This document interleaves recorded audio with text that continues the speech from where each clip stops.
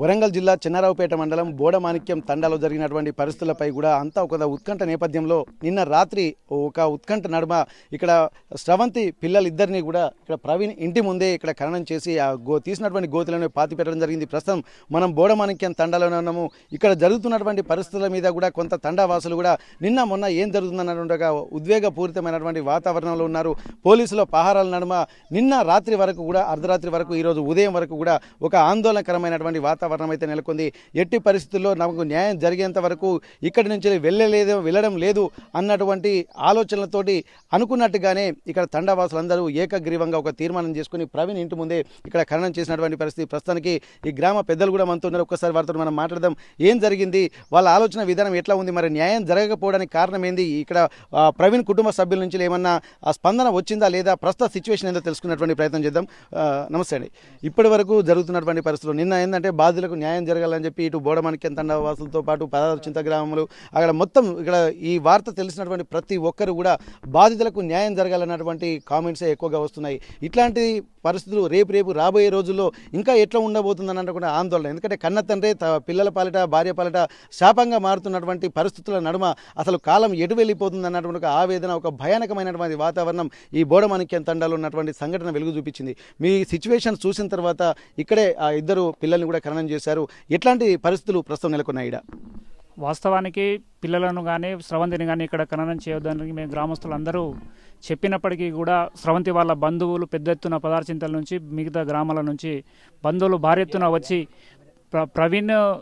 ప్రవీణ్కి తగిన శాస్తి జరగాలంటే పిల్లలను ప్రవీణ్ యొక్క భార్య అయిన స్రవంతిని వాళ్ళ ఇంట్లోనే ఖననం చేయడం వలన వాళ్ళ కుటుంబానికి ఆత్మశాంతి కలుగుతుంది, వాళ్ళ ఆత్మకు శాంతి కలుగుతుంది అని వాళ్ళ బంధువులు భారీ ఎత్తున కారం పొడితోటి దానితోటి డిపార్ట్మెంట్ పైన మా పైన ఇక్కడ ఉన్నటువంటి పెద్ద మనుషులపైన కూడా కారం చెల్లి ఇద్దరు పిల్లలను ఇక్కడ ఖననం చేయడం జరిగింది. ఖననం చేసిన తర్వాత కూడా స్రవంతిని కూడా ఇక్కడనే కాలబెడతామని వాళ్ళు ముందు పట్టడంతో మేము గ్రామ పెద్దలుగా మేము వాళ్ళను మన డిపార్ట్మెంట్ ద్వారా వాళ్ళను పదార్చింతలు వాళ్ళ బంధువులను ఒక శాంతింపజేసి మీరు ఇది చేసిన తర్వాత ఇది స్రవంతిని మాత్రం ఇక్కడ వద్దు, వాళ్ళకు చిలక ఉంది, ఆ చిలకలో మీరు ఖననం చేసుకోలేనని వాళ్ళకు ఆ నైట్ సుమారు 10-11:30 ఆ టైంలో వాళ్ళను నచ్చజెప్పి స్రవంతిని మాత్రం అక్కడ బాయికాడ ప్రవీణ్ వాళ్ళ చిలకల్లోనే దాన సంస్కారం చేయడం జరిగింది.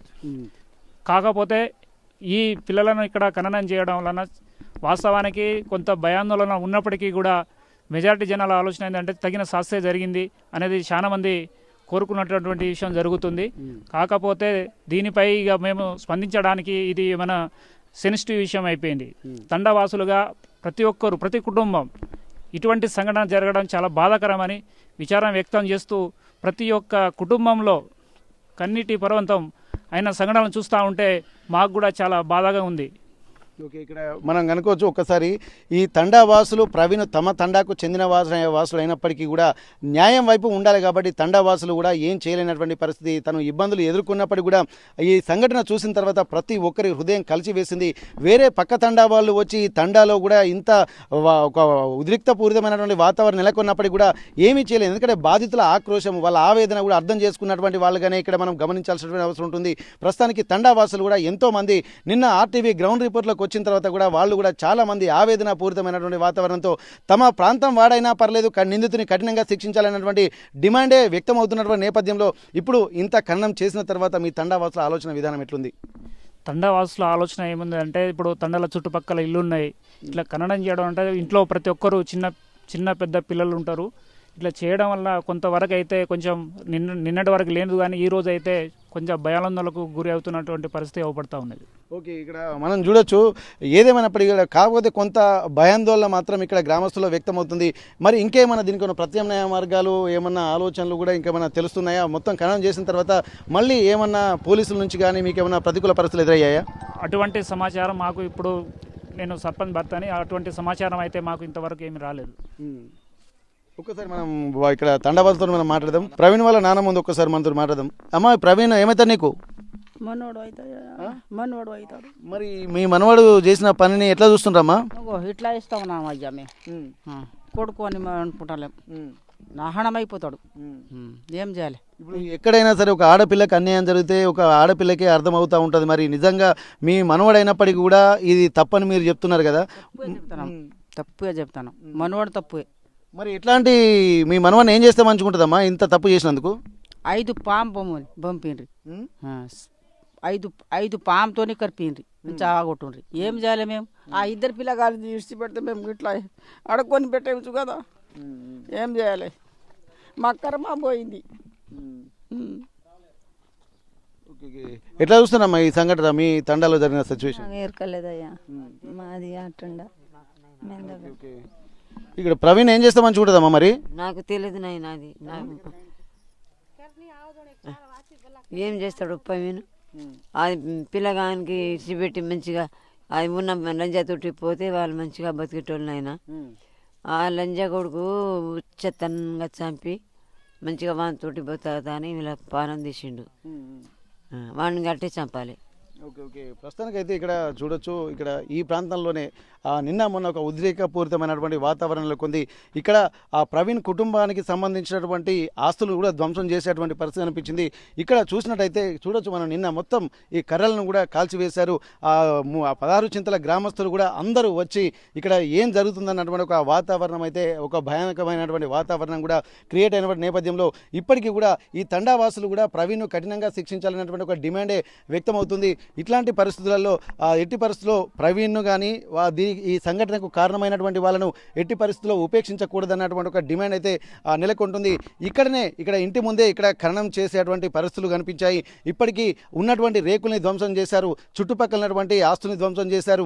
ఇక్కడ ఉన్నటువంటి పరిస్థితుల నడుమ ఇదే ప్రాంతంలో ప్రవీణ్ యొక్క ఇంటి ఆవరణలోనే 2 పిల్లల్ని కూడా ఇక్కడే పాతిపెట్టినటువంటి సందర్భం అక్కడ చూడవచ్చు. 2 పిల్లల్ని ఒక ఇంటి ముందే పాతిపెట్టినటువంటి నేపథ్యంలో కూడా గ్రామస్తులందరూ కూడా దీన్ని నెగిటివ్గా మాత్రం ఎవరు చూడడం లేదు. ఇట్లాంటి దుర్మార్గుడికి కఠిన శిక్ష విధించాలంటే ఈ మాత్రం చేయాలన్నటువంటి వాతావరణం అయితే మనకు కనిపిస్తుంది. ఇట్లాంటి సిచ్యువేషన్స్లోనే మనం చూస్తున్నాము. నిన్న మొత్తం ఉన్నటువంటి రేకులను అలాగే చుట్టుపక్కల ఉన్నటువంటి పహారీ గోడలను కూడా మొత్తం ధ్వంసం చేసి ఆటోమేటిక్గా ఇక్కడ ఏది జరిగినా కానీ ఈ ప్రెమిసెస్ మొత్తం ఇక్కడ 16 చింతల గ్రామస్తులు మాత్రం దీన్ని వారి పరిధిలోకి వచ్చిన పోలీసులు వచ్చినా కానీ వారిని రానివ్వలేదు. అక్కడికి వచ్చినటువంటి వాళ్ళను కూడా తీవ్రంగా ఎదుర్కొనేటువంటి పరిస్థితులే కనిపించాయి. అయినప్పటికీ కూడా మనం చూస్తున్నాం, ఒక్కసారి ఈ ప్రాంతంలోనే మళ్ళీ ఒకసారి ఖననం చేసిన తర్వాత వారికి ఆత్మశాంతి చేకూర్చాలంటే ఇదే సరైనటువంటి ఒక శిక్షగా ఇక్కడ ఉన్నటువంటి గ్రామస్తులు అభివర్ణిస్తున్నటువంటి పరిస్థితి. ప్రస్తుతానికైతే సంఘటన చూసిన తర్వాత కూడా ఒక భయాందోళన వ్యక్తం అవుతున్నటువంటి పరిస్థితి. ఏదేమైనప్పటికీ కూడా ఈ ప్రాంతం అంతా కూడా పూర్తిగా దీని ఒక ప్రెమిసెస్ని కూడా ఈ వాళ్ళకొక సమాధి కేంద్రంగానే దీన్ని అభివర్ణిస్తున్నారు.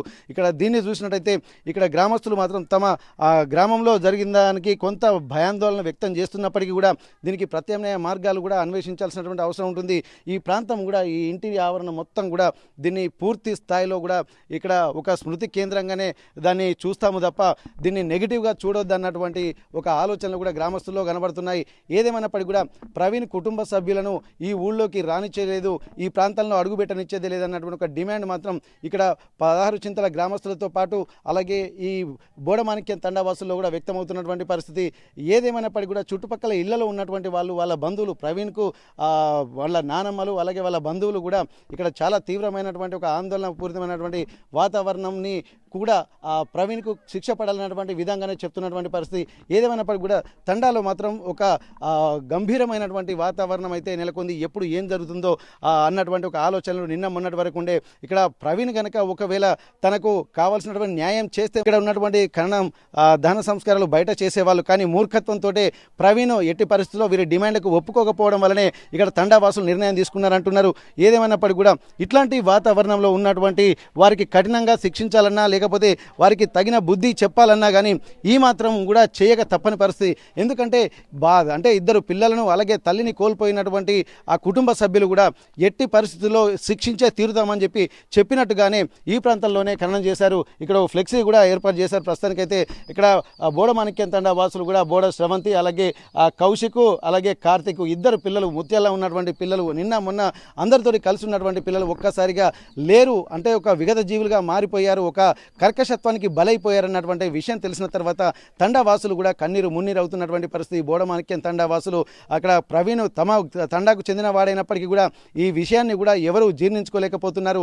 ఎట్టి పరిస్థితుల్లో ప్రవీణ్కు అతని కుటుంబానికి తగిన శిక్ష పడిందన్నటువంటి ఒక ఆలోచనలు మాత్రం ఇటు 16 చింతల గ్రామస్తులు అలాగే బోడమాణిక్యం తండావాసులు వ్యక్తం చేస్తున్నటువంటి పరిస్థితి. అసలైన తొలి వెలుగు Follow WhatsApp at Toli Velugu Official.